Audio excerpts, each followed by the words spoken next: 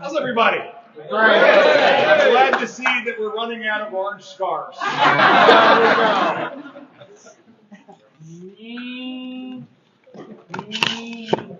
Welcome everyone to the Department of Medical Assistance Services.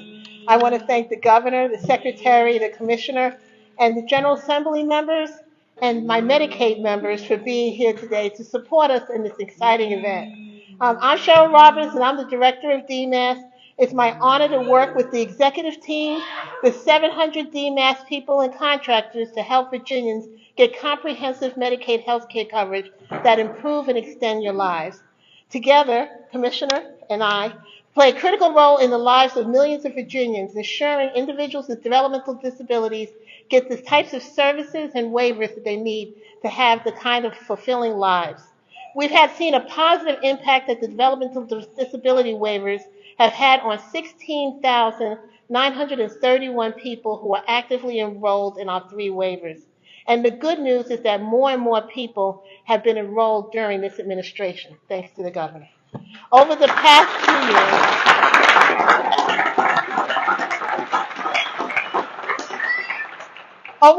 2 years, we have worked with and listened to the family members, including the ARC,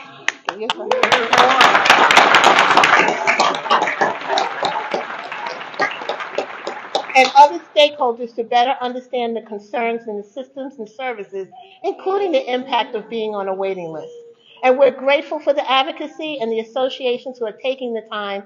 Your commitment is appreciative. We really do appreciate the education and the information. And so, as I end, I do want to thank all of you for coming. I'm thrilled, all the DMAS people, to be part of the Right Help Right Now initiative. Tomorrow's the 1-year anniversary. We're very excited. That's part 2 of the day. And now I would like to introduce my partner in care, Nelson Smith, the Commissioner of Behavioral Health, who I say brings private sector and heart to everything that you do. Okay.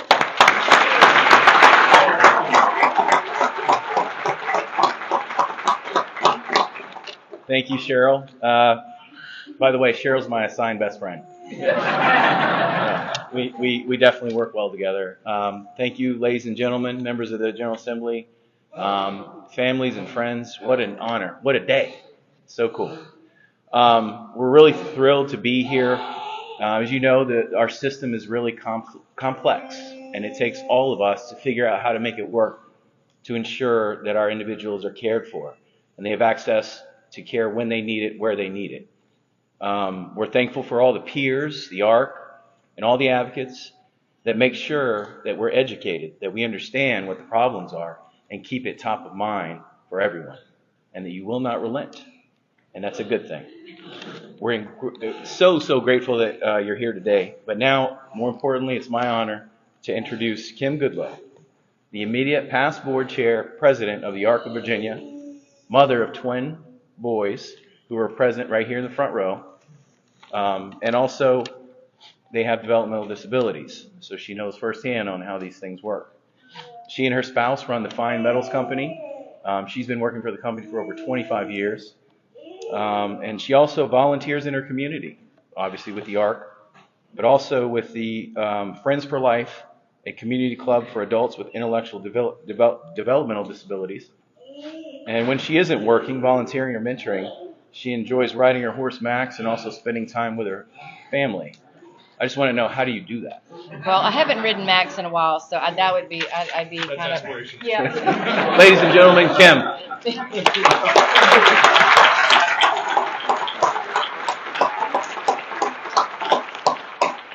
Thank you so much. I'm very excited to see young families of the ARC here today because they are our future. Okay, I always get emotional. Good afternoon. My name is Kim Goodloe. As you heard, I served as the president of the ARC of Virginia from 2019 to 2022. Here with me today is my husband. I'd like him to come up. My son Christopher, my son Matthew, who will not come up because he will not enjoy it, and the person that supports me and this entire family, Pam Johnson, his direct support professional. Without her, I would not be here today. Our direct support professionals are so important. 34 years ago, when the boys were diagnosed with tuberous sclerosis, Tom and I were not prepared for what was to come. We run a small family business, And as Matthew and Christopher got older, we no longer had the supports we needed or could afford the ones that we needed for us to keep working and take care of them. Our life was upside down. Matthew waited 17 years to get his waiver and received it right after graduating high school. Chris received his waiver 2 years ago. Their lives and our life as a family dramatically improved. Matthew gets the direct supports that he needs, and Tom and I have been able to work and grow our business since Matthew got his waiver 14 years ago. Where before the waiver, we were just trying to survive, pay medical bills, and stay in business. Chris is now able to have more control over his life, and that gives us peace of mind to know that he will have the supports he needs when we are gone to continue to live with his wife, Jamie, independently in their own home. We, however, are just one of 14,000 individuals and their families, over 3,500 of whom are priority one. And I would say to you that Matthew is a priority one, so these families are struggling and need urgent care. They are waiting for the life-changing moment when they get their DD waiver. Today we are excited to hear what will be included in the introduced budget to move us closer to providing the same opportunities that my loved ones have been able to experience to all Virginians with disabilities. I am very excited and pleased to join. I want you to please join me in welcoming the 74th Governor of the Commonwealth, Glenn Youngkin. Thank you.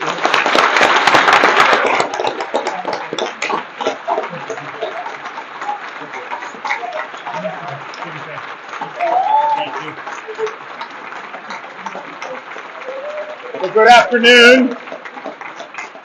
Thank you, everyone, for stepping out of your busy days. Welcome. I first, Kim, want to thank you for your great service that you provided to so many people, for your leadership, and for your heart. And we see it every day. Nelson and Cheryl, thank you for your leadership, your service, your partnership.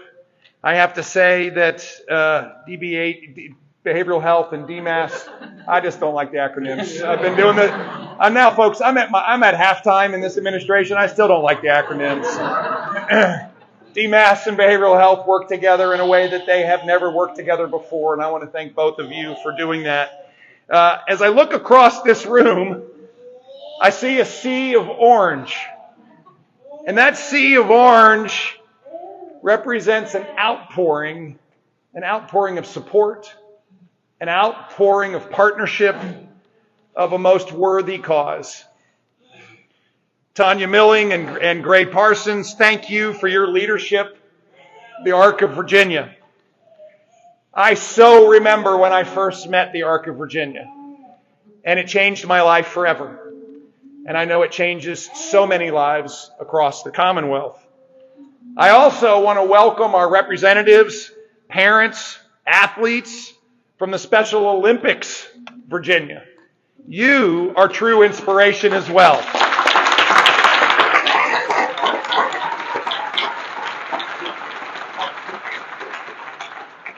I have to say that our commitment has been led by Secretary John Littell. The Secretary, thank you for your amazing work every single day.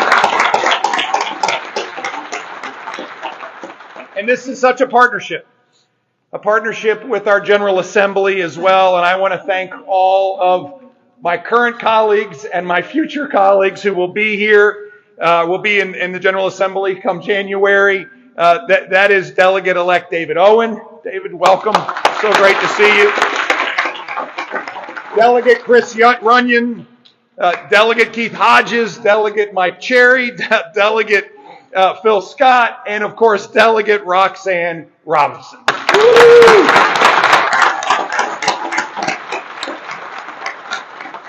And to the parents, peer groups, organizations, medical professionals, friends from the faith and our community leaders, support staff, and all of the others who work so hard to continually provide love, care, and most importantly, to represent the human dignity that God, in fact, has blessed all of us with every single day. So today I want to discuss the progress that we have made together for our Virginians with developmental disabilities and their families as part of the Right Help Right Now initiative. And I also want to touch on our future plans. We set lofty goals when we started together. A lofty goal of eliminating the Priority 1 wait list for individuals with developmental disabilities waiting for a Medicaid home and community-based waiver, of course better known as a DD waiver. When we started, we held focus groups, we sent out surveys, and had many, many meaningful discussions to help us truly understand so that we could meet the needs for better services. The truth is that this touches all of us, all across the Commonwealth, urban, rural, families of all incomes, home, school, workplace. It's time for us to get moving together.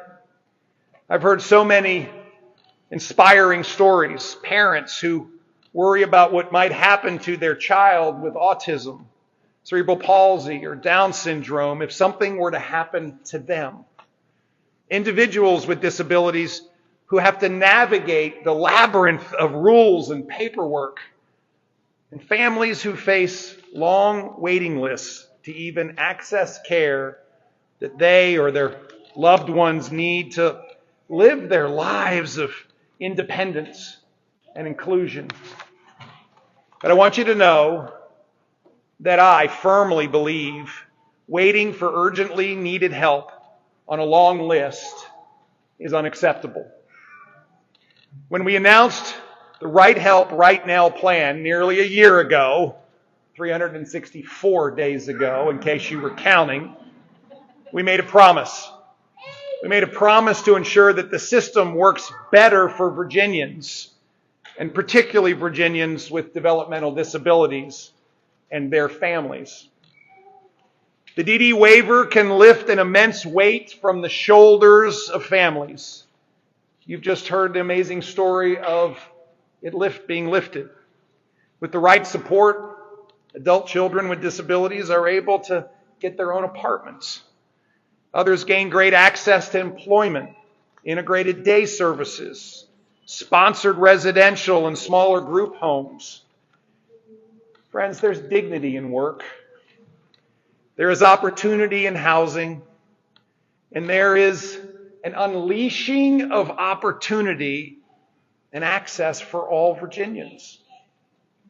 Last year, I proposed an additional $120 million annually for 500 new waiver slots and increases to provider rates, including 5% reimbursement increases for those who provide the most personal care, companion care, and respite services.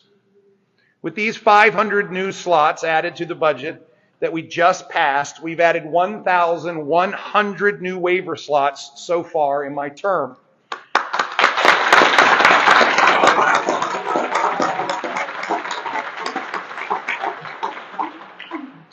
But let me be clear, that's only the beginning. There are currently 3,440 people on the Priority 1 wait list. So today I want to tell you, first, my friends who've been on this journey with us, that I will include in the budget that I am announcing next week more than $300 million over the biennium to ensure that 3,440 people waiting on that list will receive.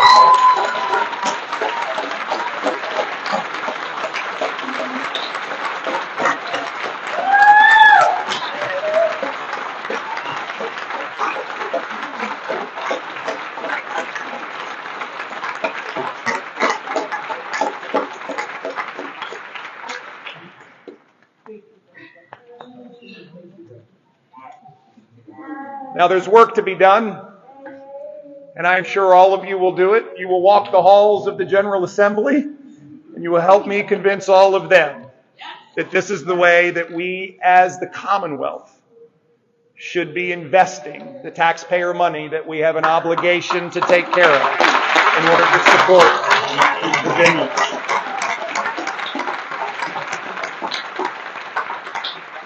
I'm also honored to announce that we will be investing more than $2.3 million over the biennium to fund legislation that I signed earlier this year in Roanoke, patroned by Senator David Suderline and Delegate Chris Runyon. Supporting Virginians with developmental disabilities and their families, this legislation provides greater financial flexibility for assistive technologies and electronic home-based waiver services. And this $2.3 million will get used quickly, I know.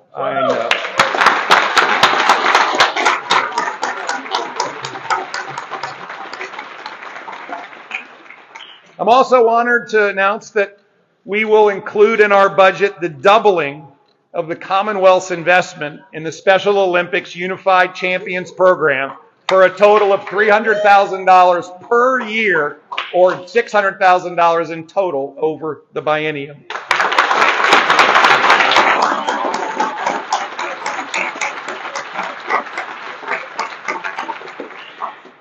For these amazing athletes, Unified Champions is not just a program. It's a lifeline, a source of empowerment, a source of self-esteem, a channel through which they can express their unique talents and abilities. It fosters a sense of pride and accomplishment that resonates far beyond the competition, influencing every aspect of their lives. And I want to thank Delegate Roxanne Robinson for her unending support of Special Olympics. Thank you.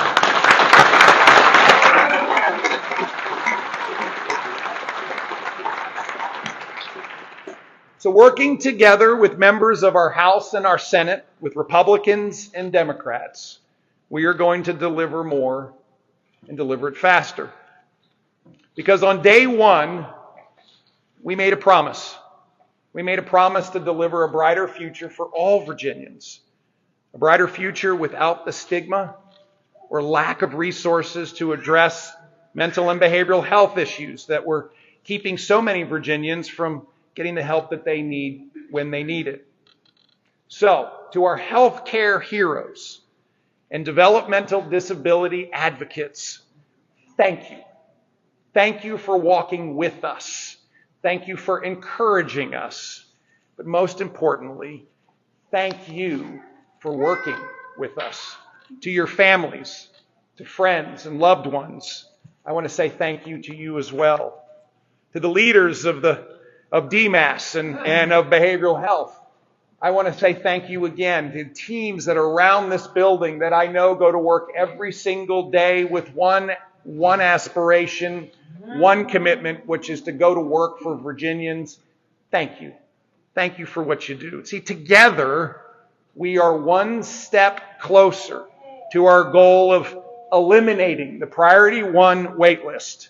And it takes us all. It takes all of us. It takes Tanya Milling walking the halls of the General Assembly.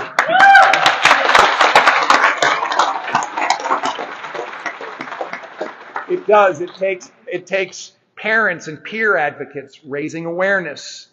It takes Special Olympic athletes inspiring us all with their skills and capabilities. Everyone. And only together will we make Virginia the very best place to live and work and raise a family. So God bless you. Merry Christmas. And may I ask everyone to please stand up with a rousing cheer for ARC of Virginia and the work that you all do.